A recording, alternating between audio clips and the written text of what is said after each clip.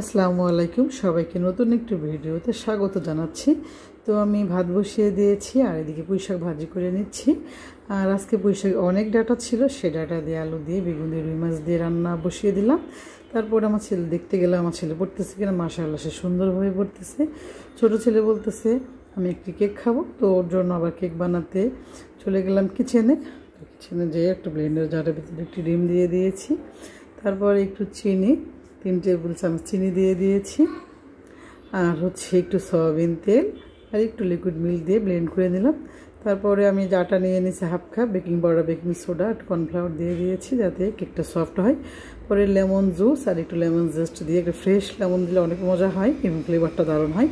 তো যাই হোক, এই যে আমার ছেলে ট্যাপ করছে। পরে আমি ওভেনে বসিয়ে দিলাম। তো ওভেনে 180 ডিগ্রি সেলসিয়াসে 30 মিনিট বেক করে নিলাম। তার মাঝে আমি আবার একটু পেয়ারা কেটে নিয়েছি খাবো বলে। পেয়ারাটা অনেক মজা ছিল, মিষ্টি ছিল।